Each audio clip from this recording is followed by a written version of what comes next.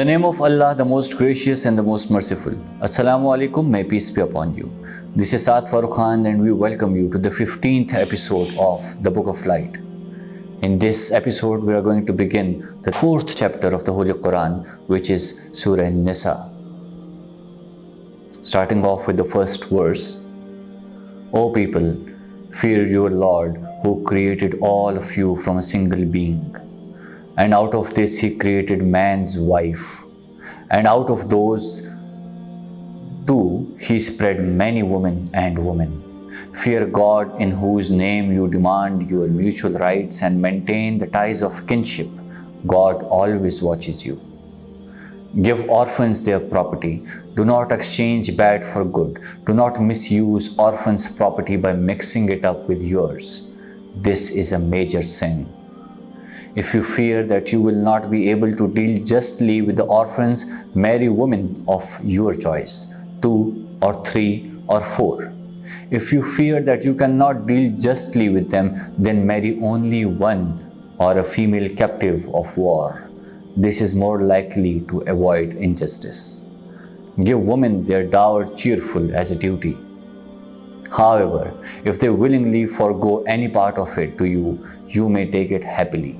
Do not entrust your property to those who are weak of understanding. God has made property a means of support for you. Feed and clothe them, the orphans under your care.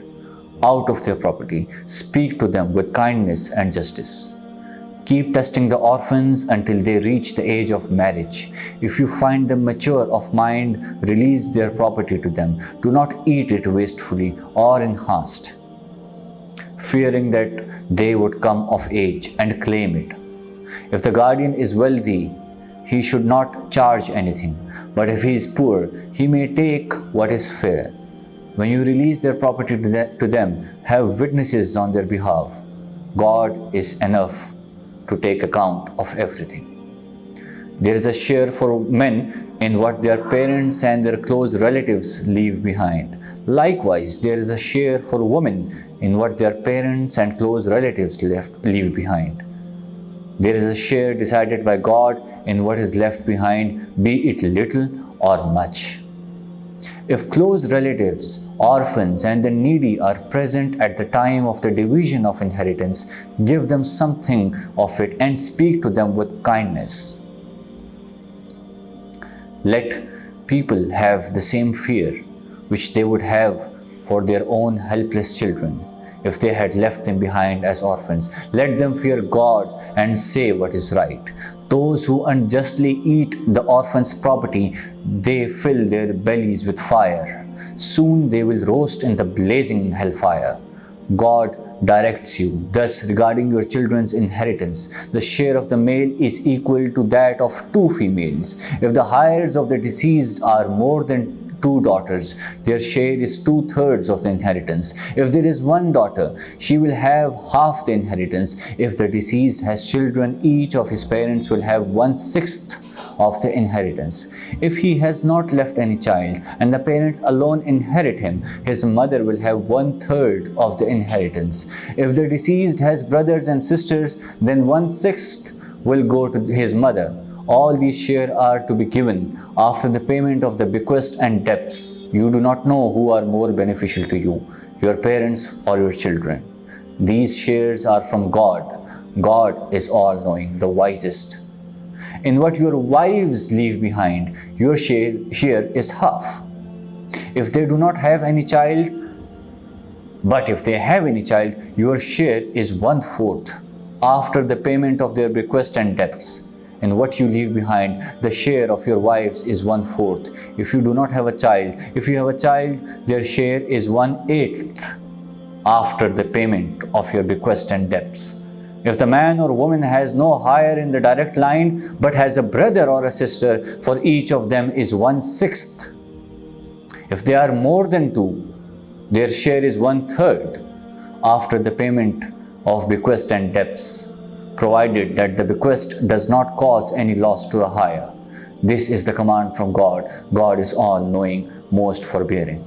These are the limits set by God. He who obeys God and His messenger, God will admit him to the gardens beneath which rivers flow. They will live there. This is a great success. He who disobeys God and His messenger and crosses His limits, God will throw him into the hellfire. He will live there. There is a humiliating punishment for them. As to those of your women who are guilty of immoral conduct, take against them the evidence of 4 witnesses from among you. When they give evidence, confine those women to their houses until death overtakes them or God prescribes for them some other way. Punish both of those among you who are guilty of this. If they repent and reform, leave them alone. God is most forgiving, most merciful. God accepts the repentance of only those who do some evil out of ignorance and immediately repent. God accepts the repentance of such people. God is all-knowing, the wisest. There is no merit in the repentance of those who keep doing evil until death faces them. And then they take to saying, "Now I repent." Nor is there any merit in the repentance of those who die as unbelievers. God has prepared painful punishment for them. O believers, it is not lawful for you to inherit women against their will. Do not confine them, the widows, that you may take away from some of what you gave them, except when they are openly guilty of immoral conduct. Live with your wives with kindness. If you dislike them, it may be that God have placed much good for you in something which you dislike. If you decide on taking a wife in place of another, do not take back anything from her, even if you had given her a heap of gold.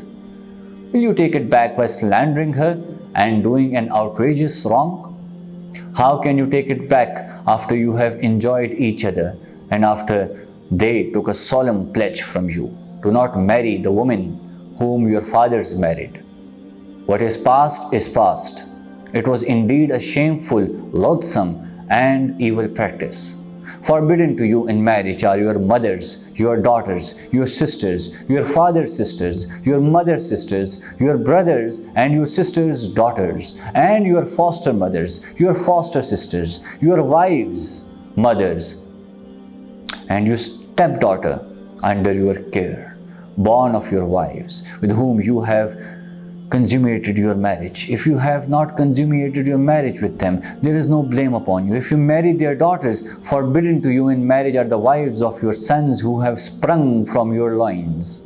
And to take 2 sisters in marriage together, what is past is past. God is most forgiving, most merciful. Also, forbidden to you in marriage are all married women except those whom your right hands possess. God has laid down these commands. Except them are others, all others are lawful to you. Offer them your wealth and the protection of marriage, rather than using them for your own lust. Give dower as a duty to the woman whom you have enjoyed in marriage. There is no blame upon you if you mutually agree to alter the dower after it is settled. God is all-knowing and the wisest.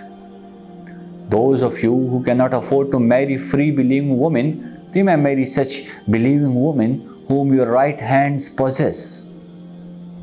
God knows well about your faith. All of you belong to one another, so marry them with the permission of their guardians. Give them their customary dower, so that they may live in the protection of marriage rather than for satisfying lust or to be given to secret love affairs. If they are guilty of immoral conduct after marriage, their punishment is half of that for free women. This permission is for those among you who are fear falling into sin. If they remain unmarried, if you exercise self-control, it will be better for you. God is most forgiving, most merciful.